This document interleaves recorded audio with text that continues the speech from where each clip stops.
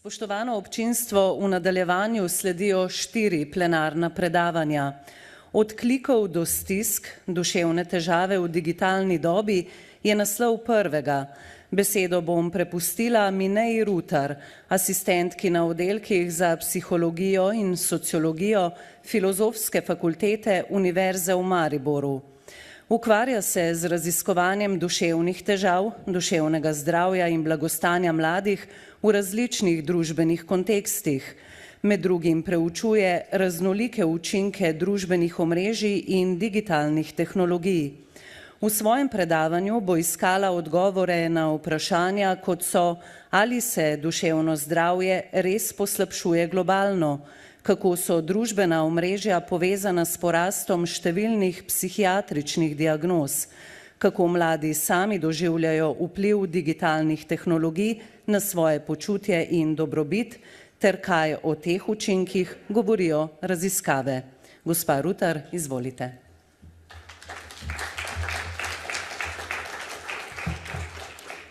Ja, najlepša hvala za besedo. V tem predavanju z zelo širokim naslovom se bom specifično lotila predvsem sodobne razprave o vplivu spletnih socialnih omrežij in duševno zdravje mladih, bo pa večina argumentov posplošljiva tudi na številne druge digitalne tehnologije.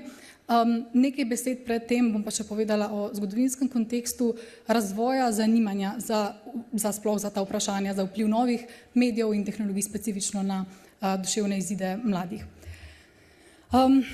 Tu je naprava, katere glas je povsod. Lahko dvomimo o kakovosti tistega, kar ponuja našim otrokom, lahko odobravamo ali obsojamo njeno zmožnost zabavati in očarati, toda nemočni smo, da bi jo izključili. Vstopa v naše domove in prevzema otroke pred našimi očmi. Če bi prebrali ta citat, bi lahko enostavno pomislili, da gre za neko izjavo zaskrbljenega starša ali učitelja ali celo raziskovalca iz leta 2025. Gre pa v resnici za izjavo enega avtorja v reviji za starše skoraj izpred 100 let, v kateri opozarja o nevarnostih radia na mlade. Ne samo v popularnih revijah, tudi v znanstvenih revijah se je v tistem času vedno bolj razširjalo raziskovanje učinkov radija in kasneje televizije na počutje in zdravje mladih, ne še toliko na duševno zdravje. Recimo pediatrinja Mary Preston je v 40 letih prejšnjega stoletja proučevala mlade stare od 6 do 16 let in ugotavljala naslednje, da so se prepustili navadi, ki povzroča zasvojenost in jo je zelo težko premagati, ne glede na to, kako grozljive so njene posledice. Številni otroci televizijske drame in radio uživajo, kot alkoholik uživa svojo pijačo. Ugotavljala je v svojem raziskovanju, torej ugotavljala, da skoraj polovica mladih kaže znake zasvojenosti pri uporabi radia in temu so sledile še številne druge raziskave, ki so ugotavljale podobno.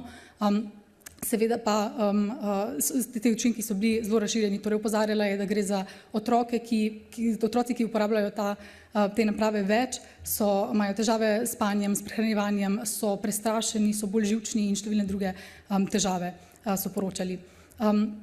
V tem času v 20. stoletju se je zaostrilo nekako to opozarjanje na nevarnosti radia in novih medijev, se je pa skozi zgodovino že v prejšnjih stoletjih vzpostavljala ponavljajoča skrb v zvezi z negativnim vplivom novih tehnologij in medijev, na začetku sploh že branja, na blagostanje tako splošne populacije kot specifično mladih, kot neke bolj ranljive družbene skupine. Skrbi sta bili predvsem nekako v 2 sklopih. Prva je, da uporaba teh novih medijev nadomešča druge aktivnosti, ki bi jih mladi sicer počeli v tem času, ki ga zdaj posvečajo novim medijem. Druga je pa, da so recimo programi ali pa tudi knjige v preteklosti preveč stimulativni že sami po sebi in da so za mlade lahko čustveno obremenjujoče vsebine, ki jih tam spremljajo. Skoraj 100 let nazaj je tudi en raziskovalec že opozarjal, da vsaka taka nova naprava oziroma nek kulturni pojav starše pusti nepripravljene, prestrašene, užaljene in nemočne, kar je nekaj, k čemur se bom še kasneje vrnila. In ta skrb se je dogajala že bistveno dlje, tudi pred 20. stoletjem. Lahko bi imeli celo ločeno predavanje o tem, kako se je vedno znova pojavljala, se je pa seveda zaostrila v 20. stoletju oziroma intenzivizirala. Zakaj? Deloma zato, ker se je mladostništvo začelo bolj jasno doživljati in obravnavati in tudi znanstveno raziskovati kot ločeno razvojno obdobje, tako od otroštva kot od odraslosti, s svojimi razvojnimi specifikami. Začelo se je torej krepiti neko javno zanimanje, politično zanimanje in predvsem znanstveno raziskovanje specifičnih potreb mladostnikov. Poleg tega se je v tistem času prosti čas razširjal med splošno populacijo in tudi med mlade in zato je začelo znanstvenike zanimati, kako prosti čas kot nek samostojen dejavnik vpliva na njihovo zdravje, kako to, kar počnejo v tem času, vpliva na zdravje mladih. Predvsem so seveda preživljali vedno več časa na teh novih medijih, v 30-ih so poročali nekih 10 ur na teden, da preživijo na radiju in novih medijih, v 80-ih je bilo to 15 ur na teden že samo gledane televizije, danes pa, kot bomo videli kasneje, so te številke tudi zajemajo recimo cel delovni čas. Vedno bolj se je pa tudi povezovala skrb za javno zdravje, pa vključevanje znanosti v politične odločitve. Začelo se je vzpostavljati prepričanje in krepiti prepričanje, da ni zdravi razum dovolj, da se odločamo o tem, kako preživljati čas, ampak da moramo pač upoštevati znanstvene smernice pri oblikovanju priporočil za vedenje mladih.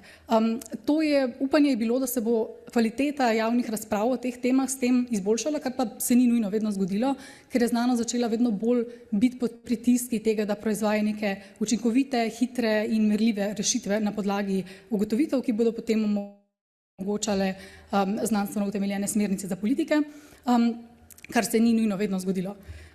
To je pa samo ena od panik, moralnih panik, kot se je začeli te cikle poimenovati v 20. stoletju, ki so se dogajali že prej. Ena psihologinja poimenuje ta cikl panik, cikl Sizifovih tehnoloških moralnih panik. Seveda se je o moralnih panikah govorilo že prej, ampak poudarja ta vidik, s tem, ko vključuje besedo Sizifove tehnološke panike, ta vidik ponovljivosti in neke nesmiselnosti, torej po njenem mnenju se te cikli ponavljajo in ne vodijo zares v neko izboljšanje diskurza, ampak se v bistvu ves čas poskuša doseči nek cilj, ki se pa ves čas izmika. Zdaj prvi, nekako schematično še neke štiri koraki v teh ciklih. Prvi je, da se začne povezovati neko družbeno skrb, neko družbeni problem, kot je porast v nasilju mladih ali pa duševnih težav, z neko novo tehnologijo ali pa medijem, ki se je v tistem času pojavil, in to postane predmet raziskovanja. Močni družbeni akterji se začnejo spraševati, kako sta mogoče ta dva pojava povezana, in začne se lahko širiti val javne zaskrbljenosti v zvezi s tem.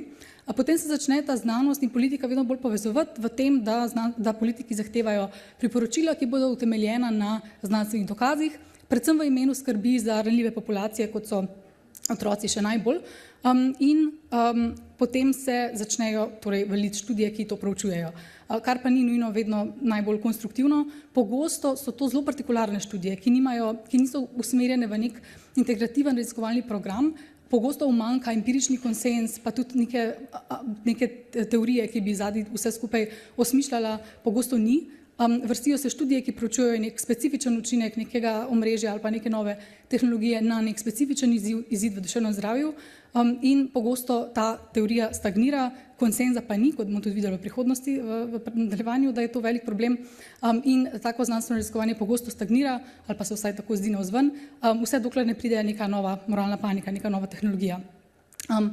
Zdaj, to, kar sem zdaj omenjala, se pogosto omenjajo, torej to ponavljajočo skrb skozi zgodovino, tisti, ki so kritični ali pa skeptični do teze, da je duševno zdravje mladih negativno povezano z uporabo spletnih socialnih omrežij, pogosto navajajo kakšne neke zelo stare kritike že iz antične Grčije, kako branje kvari mladino in tako naprej, in to predstavljajo kot argument, da v bistvu smo danes spet v eni podobni moralni paniki in da zato ne smemo toliko resno imeti vsega, kar nas raziskovalci opozarjajo.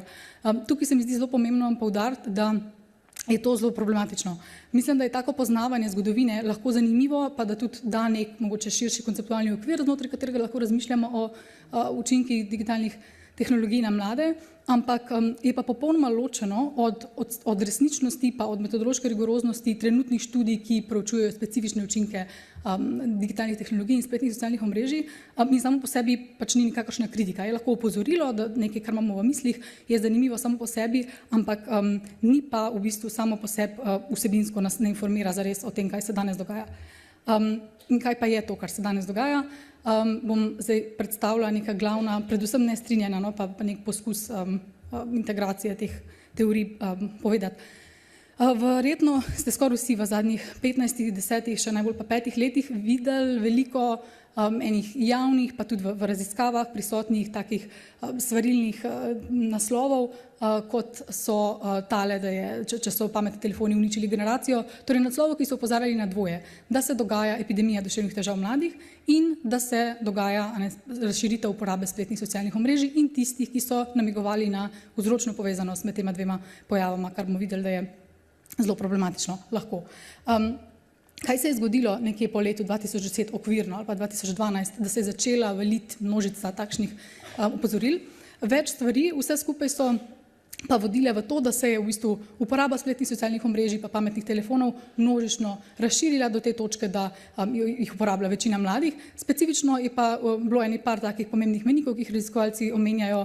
Eno je, da se je zgodaj že uporabljati začelo gumb za like na Facebooku, pa potem za retweetanje na Twitterju.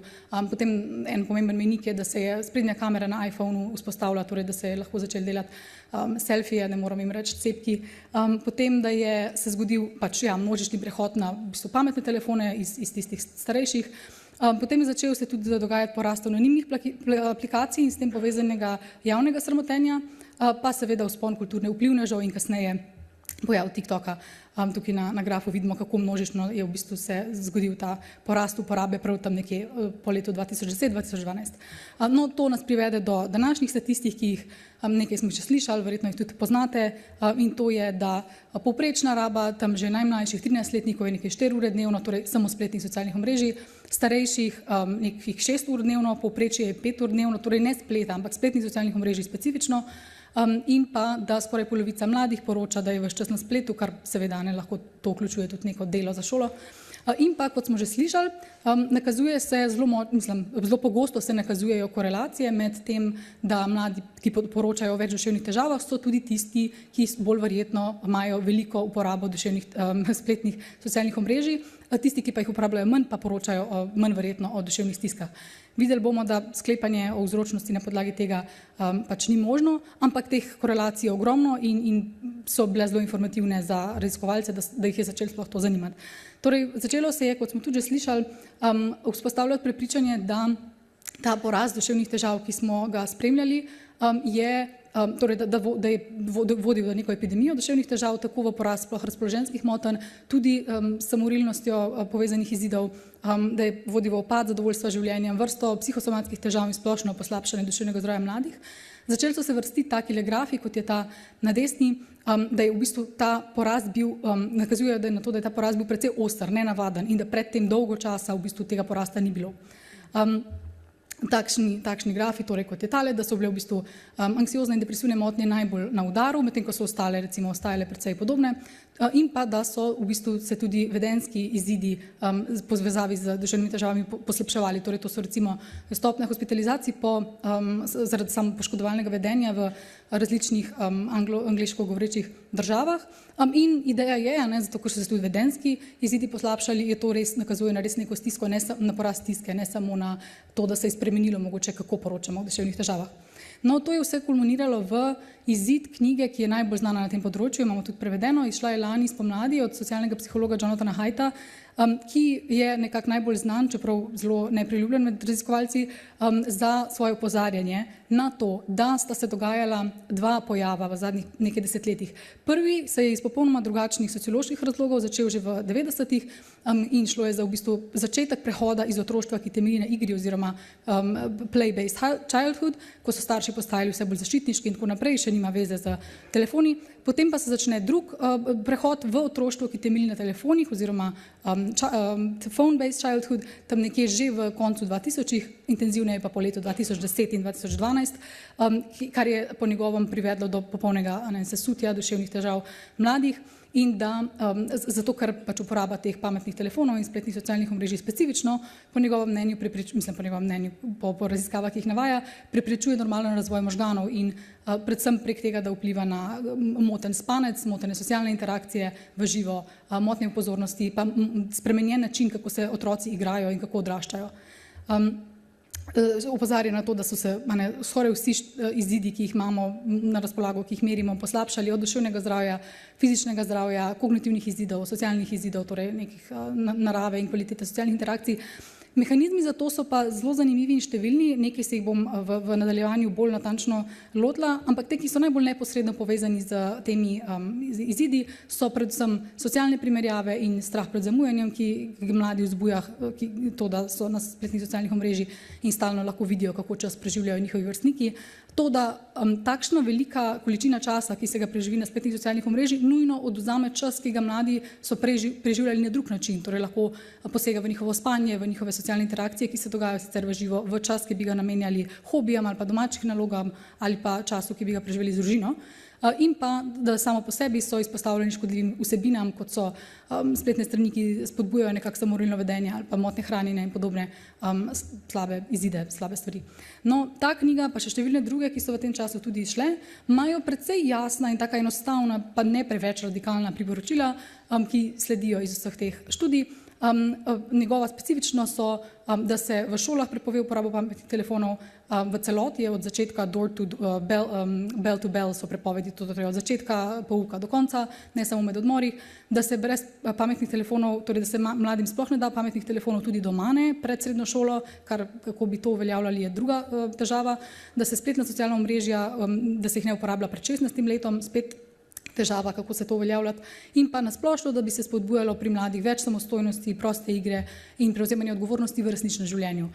Ne sliši se tako radikalno, ne, če mene vprašate, ampak kot bomo videli, se mnogim raziskovalcem zdi to zelo sporno. Zato bom v bistvu tudi večino časa posvetila argumentom, ki jih dajo naprej kritiki. Meni zelo ni všeč to, da se deli na ta način raziskovalce, ampak ker je to se zares dejansko začelo dogajati, da se je začela raziskovalna skupnost na ta način deliti, pa zato, da ne bom ves čas ponavljala, kaj točno mislim s tem, bom govorila o zagovornikih oziroma hajtu in kolegih na eni strani, pa kritikih oziroma, kot on temu reče, skeptiki na drugi strani. Skeptiki ima malo preveč konotacijo meni na kakšne teorije zarote, ampak ne mislim nič takega s tem. Preprosto tisti raziskovalci, ki zauzemajo manj radikalno stališče do tega, ki so manj prepričani, da so raziskave enotne na tem področju. Argumenti so številni, jaz sem tukaj nekih 6 kategorij povzela, pa gremo kar na prvo, ki je najbolj glavna. Takoj, ko je knjiga izšla njegova, pa že predtem, ko so raziskovalci spremljali, kaj v bistvu ta skupina raziskovalna dela, o čem piše, se je pojavil plaz kritik, kako vse te študije, tudi če jih je 500, ki jih Haidt in kolegi navajajo, ne omogoča sklepanja o vzročnosti. Mogoče so pač tisti mladi, ki imajo več duševnih težav, bolj nagnjeni k uporabi spletnih socialnih omrežij, mogoče je obratno, verjetno je pa oboje. Mogoče je še kakšna tretja spremenljivka, oziroma najverjetneje je, ki vpliva na to, da se zdi, da so ta dva pojava povezana, ampak brez dobrih eksperimentalnih študij ne moramo sklepati o vzročnosti. Poleg tega, opozarjajo raziskovalci, tudi če vzamemo te korelacijske študije in dejansko naredimo metaanalizo iz njih, ne samo čez palec oceno, ne poročajo o enotnih sklepih. Metaanaliza, ki je šla ravno v istem času, kot je šla Haidtova knjiga, Haidt pa je v svoji knjigi sploh ne omenja in to so mu močno učitelji, je pokazala, da so učinki v bistvu od mešanih do ničelnih pa do majhnih negativnih povezav in da v bistvu ne kažejo na nek blazno negativen učinek. Poleg tega pa ta isti avtor v metaanalizi opozarja, da so te korelacijske študije pogosto izjemno slabe kvalitete, pogosto se zanašajo na nestandardizirane mere samoporočanja duševnih težav, mešajo klinične duševne težave, pa subjektivno blagostanje, pa cele zelo različne lestvice za merjenje teh in da pogosto zelo slabo konceptualizirajo in operacionalizirajo uporabo socialnih omrežij in spet mešajo stvari v iste študije, ki so neprimerljive. In da je zato sploh neka ocena tega zelo težavna. To je v bistvu izsledek iz te metaanalize, kaj on na koncu zaključi. Ta avtor sklene, da obstoječa literatura ne more zagotoviti trdnih dokazov za klinično pomembno povezavo med časom, preživetim na spletnih socialnih omrežjih in pa težavami v duševnem zdravju mladih. In da so zaradi tega trditve, kot so trditve od Ministrstva za zdravje in od Ameriškega psihološkega združenja, ki opozarjajo na škodljivost socialnih omrežij, zavajajoče in da niso skladne z raziskovalnimi podatki, kot jih trenutno imamo. In da se premalo osredotočajo na študije, ki pa kažejo obratno.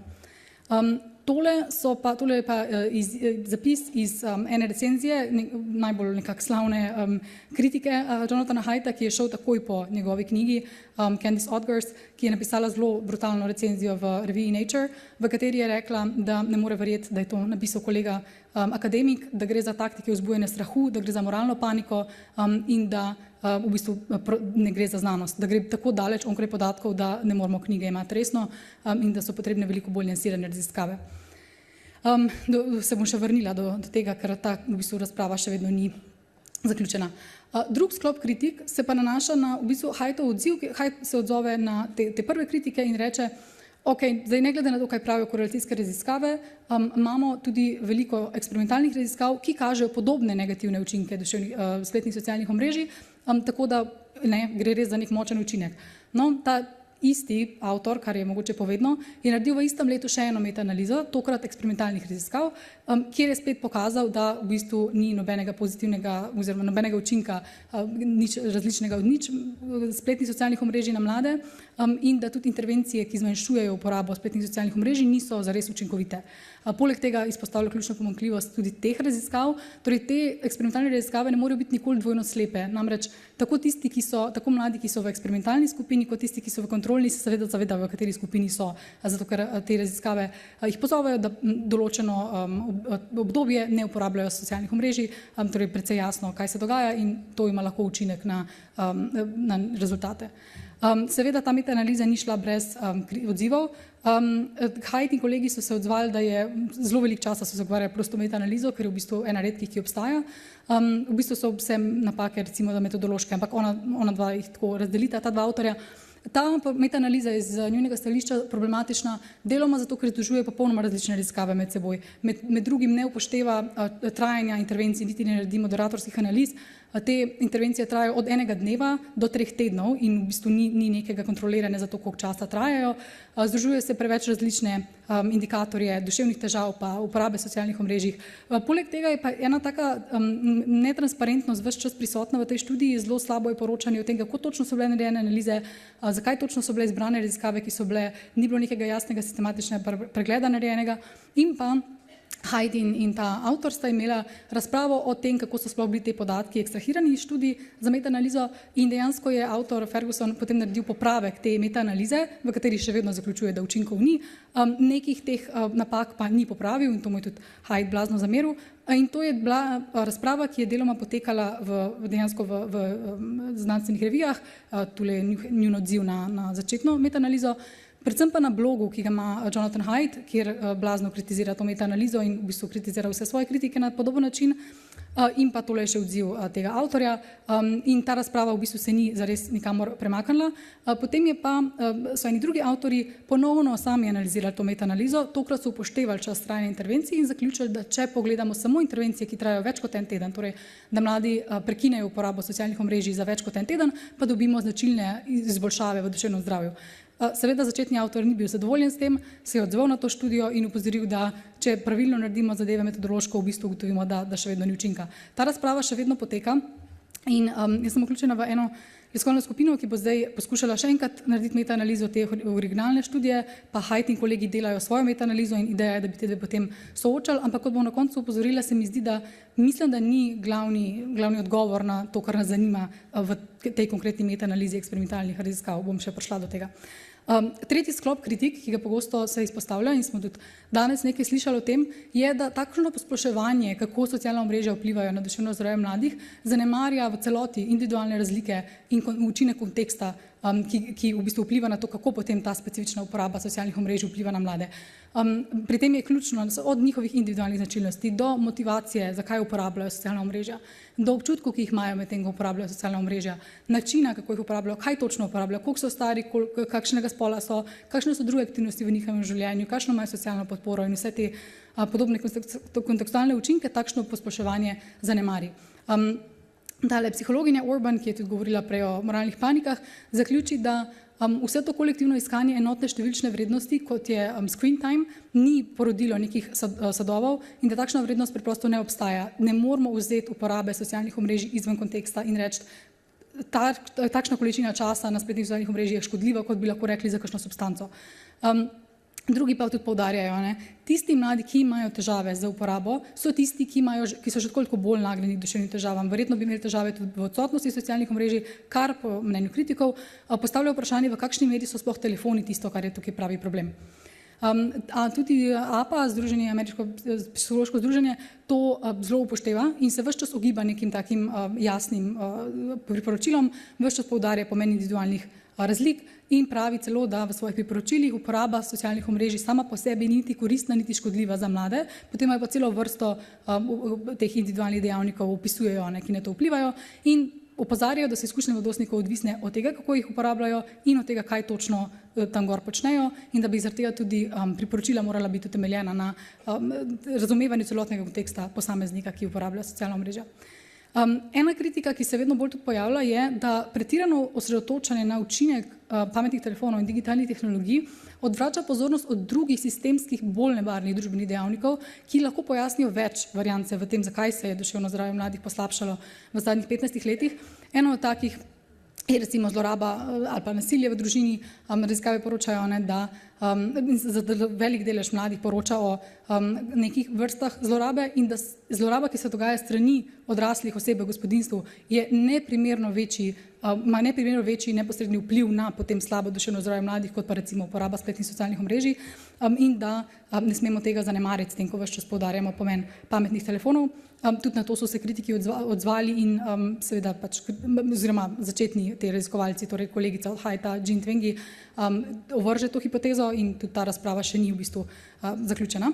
Sorodno temu nekateri izpostavljajo, v bistvu ne gre toliko za poslabšanje duševnih težav mladih samih po sebi. To so otroci staršev, ki imajo duševne težave in dejansko obstaja cela literatura o tem, zakaj se je zadnjih 20 do 30 let poslabševalo v nekaterih državah, sploh v Ameriki, duševno zdravje odraslih, torej ljudi v srednjih letih. Ta rdeča črta kaže porast smrti iz obupa, kot se jim reče. To so smrti, ki so povezane z zlorabo substanc, pa z alkoholom in z samomori. To so starši, ki so v tem času imeli otroke in če so zlorabljali substance, če so imeli duševne težave, so zdaj v bistvu proizvedli generacijo Z, ki ima toliko več duševnih težav. Dejansko je ravno kar išla ena študija, ki je potrdila, da značilen delež variance pojasni ta razlaga, ampak ne moramo pa točno oceniti, kakšen delež po svetu to lahko pojasni. Potem so pa še druge razlage. Ta, ki se tudi v mojem raziskovanju kaže kot pomembna, je, da so naraščajoči akademski pritiski, o katerih poročajo mladi, tudi prispevali k več stresa, več razpoloženjskih motenj in tudi pritiski, ki jih doživljajo strani družbe in staršev, da bi uspeli v šoli, zato ker je to tako pomembno za kasnejši karierni uspeh in tako naprej. Potem so pa še drugi čist sistemski dejavniki od ekonomskih, torej niso pametni telefoni problem, pravijo nekateri problem je, da mlade blazno skrbi glede njihove finančne prihodnosti, potem seveda epidemija in pa politične krize, okoljska kriza in pripisovati vse te težave pametnim telefonom, pravijo nekateri, ne le presega vse dokaze, ampak je nevarno, zato ker spregleduje druge ključne dejavnike, kot recimo so te, ki sem jih omenjala. Potem so se zagovorniki odzvali seveda tudi na to. Recimo Jean Twenge v svojem blogu gre čez 13 takih alternativnih razlag in vse ovrže, kot je recimo tole, da v tem času, ko so se povečevale duševne težave, je brezposelnost upadala, torej to ne more biti vzrok. Spet za znanstvenico je tak pristop zelo nenavaden, ker je zelo tak kratek, narativen pristop, ko v enem paragrafu v bistvu ovrže vsako od teh hipotez, tako da to spet lahko da občutek, da skušajo bolj braniti svojo idejo, da v bistvu so socialna omrežja kriva, kot imeti neko rigorozno razpravo o tem, kaj je zdaj tisto, kar se dogaja. Ena od kritik je vezana tudi na pomislek glede tega, v kakšni meri je sploh kriza duševnega zdravja globalna. To je spet cela svoja literatura, ne bom zdaj tukaj o tem na dolgo govorila, ampak obstajajo dvomi glede tega, v kakšni meri so duševne težave res globalno se poslabšale. Veliko metodoloških težav je v zvezi s to razpravo. Ena študija nedavna je recimo ugotovila, da ne samo, da ni povezave s spletnimi socialnimi omrežji, tudi težave se sploh niso povečale v zadnjih 20 letih. Ta študija je zelo problematična in podatki, na katerih temelji, so bili deležni številnih kritik. Kot vidite na tem grafu kaže popolno stabilnost zadnjih 20 let, kar je že tako malo intuitivno težko verjeti. In pa zagovorniki so se odzvali na to tezo in jo ovrgli, da je v bistvu zelo problematična in da uporablja napačne podatke. Je pa res, da pač trendi tako zadovoljstva z življenjem kot samomorilnosti so veliko bolj heterogeni, torej veliko bolj so različni med državami in niso enoznačno slabi povsod, kot so trendi recimo razpoloženjskih motenj, ki se res zdi, da so v porastu in do tega se bom še potem tudi vrnila. Ampak je tukaj nekaj zrn resnice, da je treba biti veliko bolj niansiran, ampak pogosto spet je razprava od začetka pristranska in vedno isti avtori pišejo te najbolj udarne članke, kar tudi nekaj pove. Takole je tudi odziv, v bistvu ja, kriza je mednarodna, če uporabljamo prave podatke. In pa še zadnji sklop kritik je, ta, ki sem ga že tudi omenjala, kritike skrbi, da s tem osredotočanjem na negativne učinke spletnih socialnih omrežij zanemarjamo njihove pozitivne učinke. Od tega, da omogočajo socialno podporo mladim, informiranje prav o zdravstvenih stiskah in duševnih težavah, do tega, da vedno bolj tudi omogočajo ustvarjalnost in kreativni profesionalni razvoj, ko so grozili v Ameriki, da se bo TikTok zaprl oziroma da ga bojo prepovedali recimo 7 milijonov podjetij, posameznikov bilo s tem ogroženih, tako da je tudi vir zaslužka za mnoge mlade. Spet tale kritičarka oziroma psihologinja Candice Odgers zaključi, da je celo več dokazov, da je možno to digitalno tehnologijo uporabiti za pozitivne namene, kot pa je dokazov o njenih škodljivih učinkih. In takole opozarjajo, da je v bistvu prepoved uporabe spletnih socialnih omrežij lahko celo problematična, zato ker tisti mladi, ki imajo največ koristi od njih in ko so najbolj ranljivi, odvzame to glavno nekako socialno oporo. Zakaj prihaja do takšnega skoraj popolnega nestrinjanja, vsaj na ekstremih te razprave? Zdi se mi, da so raziskovalci sami kar prišli do že ustreznega razloga oziroma razlage za to. Haidt in njegov asistent recimo takole opisuje ta zadevo. V osnovi gre za nestrinjanje glede tega, kakšen je standard dokazovanja, ki bi ga morali zbrati. Kritike na eni strani skrbi, da v primeru, da povezava v bistvu ni tako zelo enoznačno negativna med uporabo socialnih omrežij in duševnim zdravjem, prehitro zganjamo paniko in mlade nekako peljemo stran od socialnih omrežij, ki bi lahko imela za njih korist in da je to problematično, zato ker ima lahko za njih slabe učinke in da so te posledice zelo nezaželene, ker tudi onemogočajo tehnološki napredek in tako naprej. Na drugi strani Haidta in ostale zagovornike skrbi obratno. V primeru, da ne krenemo nič, so posledice bistveno večje, kot če se slučajno motimo in bomo za nekaj let zmanjšali uporabo socialnih omrežij. Kako slabo pa je to lahko, se sprašujejo te zagovorniki. In da v resnici bi se morali tukaj zanašati na nek standard, ne na skorajšnjo gotovost, ki lahko traja še desetletja, da jo dosežemo, ampak na načelo previdnosti. Dajmo uporabljati, sprejemati previdnostne ukrepe, ki temeljijo na dokazih, ki jih trenutno imamo, ki jih je popolnoma dovolj, da imamo nek razlog za sum, da so te naprave problematične in dajmo ne čakati, da se nabere popolno strinjanje znanstvenikov. Podobno se strinja Surgeon General v Ameriki, ki je sklenil, da v nujnih primerih, kot je ta, si ne moramo privoščiti čakati na popolne informacije o tem, zdaj kako točno so te zadeve povezane. Treba je ukrepati hitro in uporabiti najboljšo presojo in on je ocenil, da je dokazov dovolj in tudi poziva k v bistvu podobnim sklepom kot Haidt. Haidt sam reče, da je res, da zagovarja družbene spremembe, še preden je znanstvena skupnost res dosegla popolno soglasje, ampak ocenjuje, da so posledice tega veliko manj škodljive kot posledice tega, da ne bi pravočasno ukrepali. Je pa zanimivo, da je že pred desetletji stroka opozarjala na podobno. Zelo podobna razprava se je dogajala v zvezi z učinki televizije. In ko se je začelo tam zdaj, da v bistvu ni jasnih dokazov za povezavo med gledanjem televizije in povečanostjo nasilnosti med mladimi, so nekateri strokovnjaki opozarjali, da naj se ne minimizira pomena učinka televizije na mladostnike, samo zato, ker znanstvena literatura še ne ponuja enoznačnih statistično veljavnih izsledkov. Tako da ta razprava še kar poteka, kritika dva recimo pa takole pravita, ne, načelo previdnosti je skrajna in zahtevna rešitev, ki v bistvu ovira pomemben in koristen tehnološki napredek in pa en psiholog je tole knjigo napisal, The Real Science of Screen Time, izpostavlja, da je zelo težko oblikovati zgodbo, ki bi zajela celotno kompleksnost znanstvene literature, lahko pa je, lažje je pa ljudem ponujati to, kar lahko sabo odnesejo in to je socialna omrežja so slaba in to je tisto, kar starši želijo vedeti v praksi. Zato se pa tako pogosto ta znanstvena razprava v bistvu ne doseže konsenza. Seveda večina običajnih raziskovalcev ne spada niti med skeptike, niti zagovornike in se ne identificirajo z nobeno stranjo, kar mislim, da je koristno in pozivajo k temu, da naj znanstveniki sprašujejo in skušajo odgovoriti na bolj niansirana vprašanja v zvezi s tem, kdo točno je najbolj ranljiv za točno katere vidike uporabe socialnih omrežij in digitalnih tehnologij in naj se izogibamo takšnim splošnim trditvam, kot jih daje Jonathan Haidt in da v resnici pač v znanstveni skupnosti se ga sploh ne omenja, razen kot predmet šale. Tudi jaz imam to izkušnjo, da se pogosto bolj derogatorno govori o njem kot mogoče o kom drugem. In se celotno stran teh zagovornikov negativnega učinka socialnih omrežij potem jemlje manj resno, zato ker takšne pretirane izjave dela. Predvsem raziskovalci torej Zamerijo tej strani zagovornikov neznanstvenost, torej da se preveč poudarja, kako so ta priporočila utemeljena na znanstvenih dokazih, ki pa niso še konsenzualna, in da ima to širše implikacije lahko. Ta psiholog spet omenja, da te posledice lahko segajo daleč onkraj razprave o pametnih telefonih. Lahko pridemo do točke, da si potem rečemo, da sej znanosti in dokazov sploh ne potrebujemo, sej lahko stvari vidimo z lastnimi očmi, kar je dejansko nekaj, kar Jonathan Haidt včasih zaključi v smislu, pa sej imamo toliko anekdot, sej imamo toliko kvalitativnih primerov, sej vidite, kaj delajo socialna omrežja vašim otrokom, in to je drzen in potencialno zavajajoč jezik.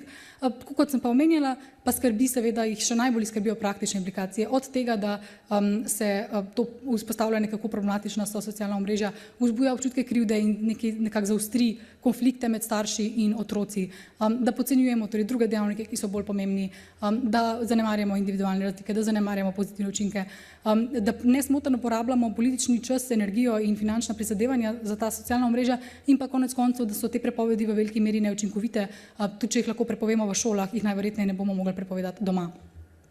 Tako kot sem rekla, APA zelo temelji na teh individualnih razlikah in daje podobna priporočila, ki so pa v bistvu, jaz mislim, da zelo takšna splošna. En raziskovalec jih je omenil, da bolj spominjajo na seznam želja za božička kot na neka resna priporočila, zato ker ja, seveda, vsi starši se strinjajo, da je pomembno omejevati izpostavljenost mladih sovražnosti in problematični rabi, da je treba biti pozorni na znake zasvojenosti, ampak to v bistvu je prvič precej intuitivno in drugič ni zares actionable, zelo ne omogoča staršem, da res zdaj glede tega kaj naredijo.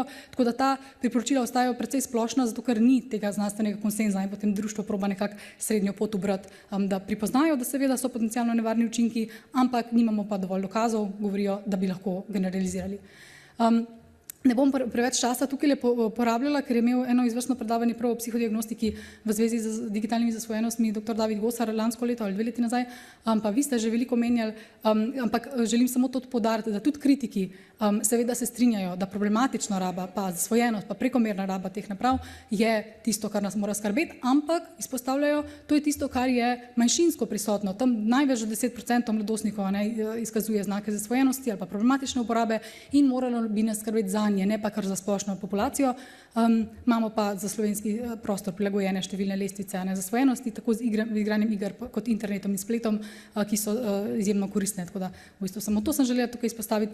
Potem pa nekaj glede mehanizmov, kako še spletna socialna omrežja vplivajo na duševno zdravje mladih. Zdaj smo govorili o neposrednih učinkih, ki jih imajo, torej prek socialnih primerjav, preko motenega spanca in tako naprej. Potem so pa neki drugi mehanizmi, za katere se zdi, da vedno več raziskovalcev izpostavlja, pa tudi nekako v popularno zavest je to vedno bolj prišlo. Številni posredni učinki so, ki jih imajo socialna omrežja na celotno konceptualizacijo duševnega zdravja, ne samo mladih, duševnega zdravja in duševnih težav in duševnih motenj nasploh, ki se je dogajala v zadnjih 20 letih in ne vemo, kakšen delež poslabšanja duševnih težav lahko pojasnimo s temi dejavniki, jih je pa potrebno imeti v mislih.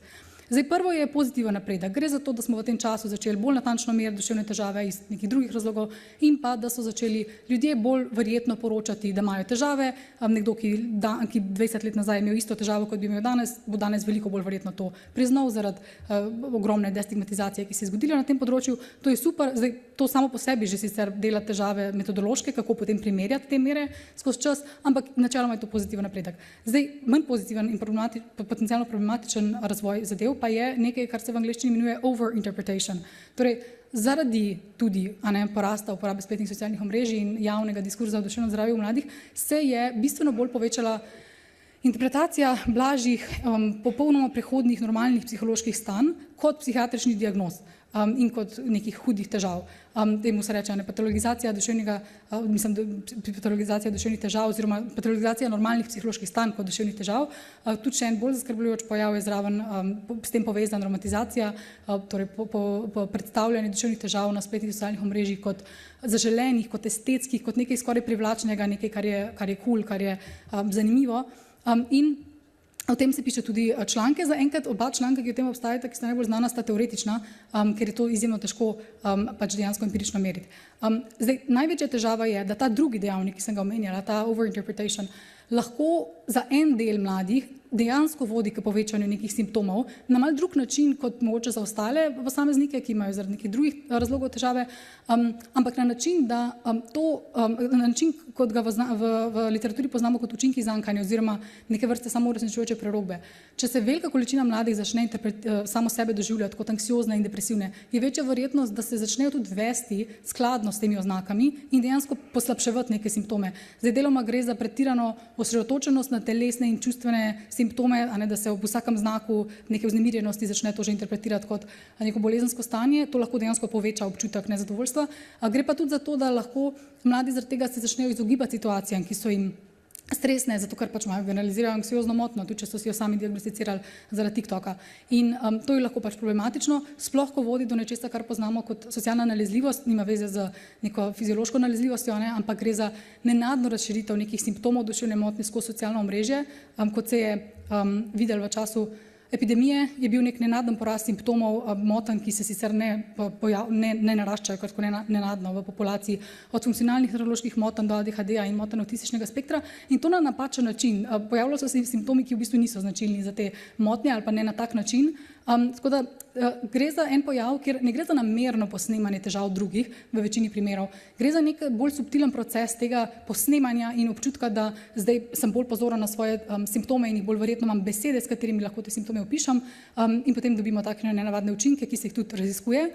In zdaj raziskuje se jih deloma teoretično, deloma empirično, zagotovo pa nimamo dobre baze nekih dokazov, da bi lahko trdili, v kakšni meri je to lahko pojasnimo s tem povečanje težav v zadnjem obdobju. Tako kot sem pa tukaj omenjala, je pa problem dejansko dvojen in otežuje nam časovne primerjave, kaj zdaj sploh pomeni depresivnost leta 2025 v primerjavi s tem, ko smo jo zmerali leta 2000, in pa tudi če smo spraševali ista vprašanja, pa ponavadi jih nismo, in pa torej to, da en del simptomov je v bistvu zelo nenavaden. In zdaj pri tem je tudi pomembno, da tega ne trivializiramo. Pogosto se sliši, zdaj so vsi depresivni, tako da ne moramo imeti tega resno. Ena raziskovalka mi je ravno rekla, v mojem razredu ima 100 študentov od 100 je poročalo, da ima depresivno motnjo. Mislim, seveda vemo, da to ni možno, ampak to ni trivialen problem. Ni nobene koristi v tem, da bi mlade s tem ali sramotili, ali moralizirali, ali jih nekako trivializirali te težave. Je pa zelo pomembno, da se to razume, da vemo, kdo so tisti, ki imajo dejanske težave ali pa bolj resne težave, ki zahtevajo neko klinično pozornost, pa kaj se dogaja s tistimi, ki mislijo, da so depresivni, čeprav v resnici niso. Celo neko drugo razpravo še to odpira, o tem, kaj sploh pomenijo duševne težave. Zdaj pa še nekaj besed o učinkih prepovedi uporabe pametnih telefonov v šolah, zato ker je tako zelo to pomembna tema zdaj postala v zadnjih letih tudi pri nas. V odziv na povečano osamljenost, ki jo mladi recimo poročajo v šoli, ne na splošno, ampak v šoli, in pa upad rezultatov v številnih OECD državah na standardiziranih rezultatih PISA, deloma tudi na podlagi tega, so številne države začele intenzivno povečevati prepovedi uporabe pametnih telefonov v šolah. Ne načelne prepovedi, ki traja verjetno že 20 let, ampak dejanske prepovedi, se pravi, da se od začetka pouka do konca telefone da v neke omarce ali karkoli, kar imamo tudi zdaj v Sloveniji uveljavljeno. In dejansko se je v zadnjih letih, oziroma sploh v zadnjem letu, Haidt deloma to pripisuje v svoji knjigi, povečal delež šol, ki je v Evropi in sploh v Severni Ameriki uvedlo popolne prepovedi. Kot vidimo, je še vedno v ZDA to zelo deljeno, ampak teh prepovedi je vedno več.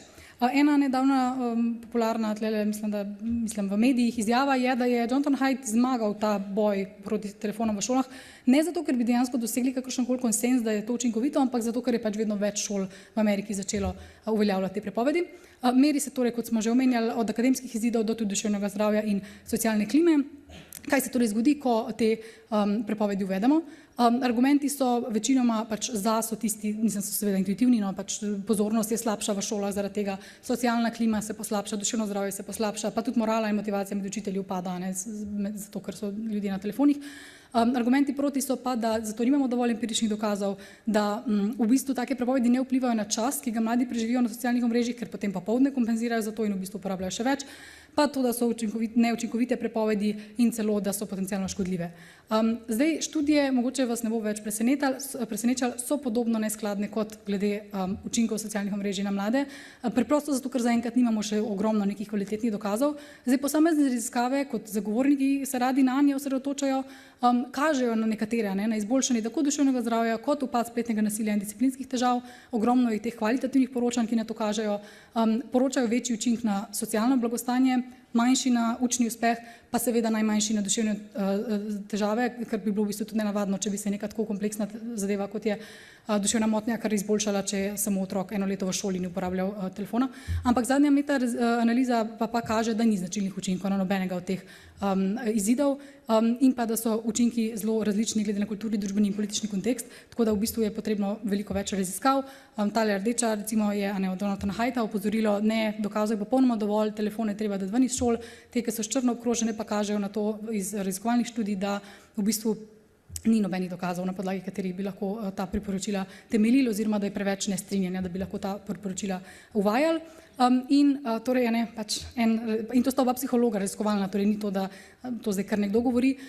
Prvi psiholog omenja, ni dobrih dokazov, da bi bilo treba prepovedati telefone, Haidt pa pravi, da se jih moramo znebiti, tako da v bistvu je to veliko bolj tudi vprašanje politike vsake države in pa predvsem sistematičnega merjenja in spremljanja tega, kakšni so učinki teh prepovedi. To je tisto, kar se pa obe strani strinjata, da potrebujemo. Rabimo več dokazov, potrebujemo zanesljive študije, ki bojo merile, kaj točno se zgodi, ko se take prepovedi uvede, pa primerja to na nek kvazi eksperimentalni način z šolami, ki nimajo take prepovedi. Kaj pa glede staršev samih? Večina staršev sicer podpira, da se tekom pouka prepove uporabo, mislim seveda, ja, ampak velika manjša del, tam nekje tretjina, se dejansko samo strinja, da bi bilo treba prepovedati v celotnem šolskem dnevu, mladih pa seveda še bistveno manj, samo petina jih reče, da v celotnem šolskem dnevu. In pa za konec še nekaj besed o tem, kaj pa mladi sami povejo o tem. Zdaj smo ves čas govorili o tem, kako mi merimo to, kaj oni doživljajo, ampak kaj pa sami povejo. Ja, tudi precej raznolike zadeve. Zadnja raziskava, ki je to merila, je ugotavljala, da mladi sami, ko samo poročajo te težave, torej pač sprašuje se jih preko ene spletne aplikacije, kako se počutijo, kaj so delali točno pred tem, zelo taka natančna raziskava, ki meri njihov afekt oziroma razpoloženje v določenem momentu, ki tudi vključuje večino držav po svetu in je taka največja na tem področju trenutno, ugotavlja, da v resnici spletna socialna omrežja tudi po njihovih lastnih besedah imajo zelo majhen negativen učinek, tam nekje med učinkom, ki ga ima na njihovo blagostanje spanje, pa družina, kot vidimo tle obkroženo, nek tak, mislim, statistično gledano je to majhen negativen učinek. Zdaj, ni nenavadno, da so nekateri od glavnih kritikov Haidta vključeni v to študijo. Tako da njihovi zaključki so spet, mislim, nekoliko motivirani, vsaj na način, kot se to poroča v medijih. Zato je treba pač vedno pogledati, kako rigorozne so dejanske študije. Mladi sami so tudi nekako zelo deljenega mnenja, kakšen je ta učinek. Tako hecno mi je bilo to spoznanje, da pač da je učinek spletnih socialnih omrežij večinoma negativen za vrstnike, je skoraj zdaj leta 2024, skoraj polovica to reče, kar je bistveno več kot leta 2022, da je škodljiv večinoma za njih osebno pa ene 3-krat manj. Torej, zame osebno to pa skoraj nihče ne bo rekel, da je večinoma negativen učinek in da je večinoma pozitiven. V bistvu reče veliko več mladih zame osebno kot za moje vrstnike. Da na spletnih socialnih omrežjih preživljajo preveč časa, se pa zdaj v bistvu poroča že skoraj polovica mladih, malo več kot tretjina je bila pa leta 2022, tako da tudi ta delež se povečuje. Kot smo tudi videli v začetnem videu, veliko mladih bo samih priznali, da preveč časa preživljajo gor. Je pa res, da nekoliko ali zelo zaskrbljenih glede učinka je večina staršev in mladih, ampak spet to je mogoče malo zavajajoče, zaradi tega, ker je vključena tudi kategorija nekoliko zaskrbljenih, kar pomeni, da vključeni niso samo tisti, ki niso popolnoma zaskrbljeni, no ampak od teh, ki so, ocenjujejo kot glavni dejavnik, ki negativno vpliva v celoti na duševno zdravje mladih, prav socialna omrežja, tako mladostniki kot starši. Seveda pa poročajo tudi o pozitivnih vidikih, a ne mladi. Najbolj pozitiven učinek poročajo, da imajo socialna omrežja na njihova prijateljstva, najbolj negativen pa, kot bi pričakovali, a ne na količino spanja in na njihovo produktivnost. Poročajo pa tudi še to, da v bistvu se počutijo bolj povezano, torej življenjem prijateljev, da imajo večjo možnost ustvarjalnega izražanja, predvsem za tiste, ki so najbolj ranljivi, da je nek večji občutek socialne podpore, sploh v težkih časih, pa večji občutek sprejetosti. Negativni učinki pa točno to, kar bi pričakovala, ne več izključenosti, več primerjanja, več pritiska, da je treba dobiti lajke in pa slabše počutje glede lastnega življenja. Zdaj, ta razprava, da strnem misli, jaz mislim, da se bo v prihodnosti dejansko še bolj zaostrevala, sploh z razširitvijo uporabe orodij povezanih z umetno inteligenco. Mislim, da bo podobno nestrinjanje ali pa bistveno večje še na tistem področju in ta razdeljenost avtorjev in da je to eno področje, ki se bo še blazno razvijalo in bo potrebovalo veliko več raziskav, da bo postalo tako močno prisotno v življenjih mladih, da bojo prepovedi, razen v šolah, ker se mi zdi, da so zelo smiselne, ampak prepovedi recimo doma, da bo izjemno težko dosegljive, sploh zato, ker bo umetna inteligenca verjetno v vedno več delih našega življenja prisotna, kar je tudi tema enega od naslednjih predavanj. Zdaj glede tega, kakšen učinek globalno, pa recimo bi jaz ocenila, da je zdaj teh spletnih socialnih omrežij. Po eni strani se strinjam, da je zelo problematično, da bi še povečevali neko moralno paniko, že tako je dovolj med mladimi in med starši. In se strinjam z številnimi kritikami Jonathana Haidta, sploh v tem pretiravanju, koliko je znanost skladna v teh svojih sklepih. Kar pa se mi zdi največji doprinos in kar mislim, da je zelo treba upoštevati v prihodnjih študijah, torej zagovornikov Haidta in ostalih, je pa naslednje. Nekje po letu 2010 se je spremenil celoten način, kako mladi vstopajo v socialne interakcije, kako preživljajo čas, predvsem pa je meni zanimivo, kako se je spremenilo njihovo doživljanje duševnega zdravja, kaj sploh pomeni imeti duševne težave. To se je tako bistveno spremenilo v teh 15 letih, da mislim, da je to zelo velik dejavnik, ki vpliva na te spremembe v duševno zdravju mladu, tako prek tega, da se več poroča, kot prek tega, da mladi dejansko doživljajo sebe kot bolj ranljive in pa spremenil se je njihov način, kako doživljajo sebe, svojo vrednost, svojo uspešnost, svoje življenje v primerjavi z vsemi vrstniki, s katerimi se lahko v trenutku primerjajo, z vsemi vrstniki na svetu, pa še z vsemi ostalimi naenkrat. Občutki glede sebe, glede svoje vrednosti, torej svoje uspešnosti, svojih teles, svojega izgleda, vse to se je absolutno spremenilo. Zdaj, operacionalizirati to in izmeriti, kakšen delež točno lahko poslabšanje duševnih težav pojasni ta dejavnik, je izjemno zahtevno. Ampak mislim, da je dejansko izjemno težko izmerljivo, ali pa ta del je neizmerljiv v eksperimentalnih študijah, ki merijo, kako se duševno zdravje spremeni, če za 3 tedne nehamo uporabljati socialna omrežja. Te študije so izjemno pomembne in jih potrebujemo in so pomembne za politične implikacije. Ampak strinjam pa se s Haidtom in zagovorniki, da najbolj ta kolektiven, bolj splošen učinek, ki so ga imela socialna omrežja in celotna sprememba digitalne pokrajine na doživljanje mladih svojega življenja in sebe, je pa zelo težko merljiva na ta način in da zato potrebujemo bistveno več študij, ki bi teoretično bile tudi zanimive in nek konceptualni okvir za razumevanje tega ponujale, ne samo nekih manjših korelacij med posameznimi pojavi in ki bi lahko v celoti naslovile kompleksnost in niansiranost te teme. Hvala.